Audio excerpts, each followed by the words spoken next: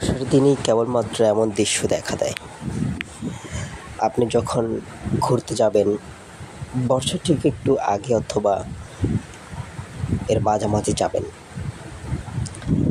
দেখবেন যে সাদা আকাশ আর বৃষ্টিতে ভিজে গাছগুলো এত পরিমাণ সতেজ হয়েছে যে আপনার ভালো লাগা কখনো শেষ করতে পারবেন না। আর আমি যখন রাস্তার পাশ দিয়ে যাই, ছোট ছোট বন দেখি, তখন ভাবি এখানে যদি যে গাছগুলো আসলে কাঠও হয় না, এমনিতেই রয়েছে, সেগুলো জায়গায় যদি ফল গাছ থাকতো, পাখির আরও বসবাস বাড়ত, মানুষের খাদ্য অভাব থাকতো না। আসলে আমাদের অনেক না ফলের ঘাটতি আছে, আমরা ততটুকু ফল গাছ লাগাইতে পারি না।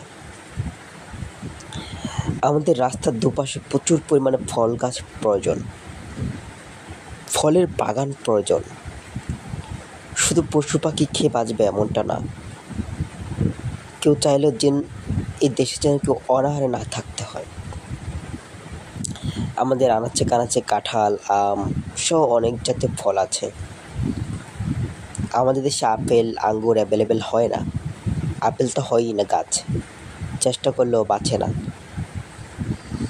সো আমাদের দেশে যেগুলো হয়, একটা আটি খেয়ে একটা আটি চুষে চুষে ফিক্কা মারলেই ওটা হয়ে যায়, নিজে নিজে হয়ে যায়।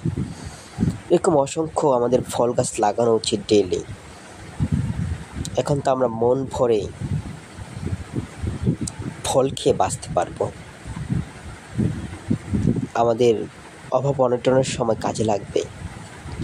মানুষ দুইবেলা দুই মুঠো ভাত না খেতে পারলেও একটা ফল খেয়ে থাকতে পারবে। মানুষ কেন চিন্তা করে না যে আমাদের অনেক ফল গাছের প্রয়োজন আছে? সরকারিভাবে হোক বেসরকারিভাবে হোক, আমাদের ফলের বাগান তৈরি করা প্রয়োজন সাধারণ মানুষের জন্য। বর্ষার দিনেই কেবলমাত্র এমন দৃশ্য দেখা দেয়।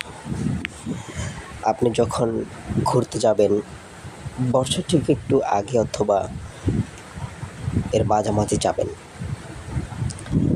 দেখবেন যে সাদা আকাশ আর বৃষ্টিতে ভিজে গাছগুলো এত পরিমাণ সতেজ হয়েছে যে আপনার ভালো লাগা কখনো শেষ করতে পারবেন না।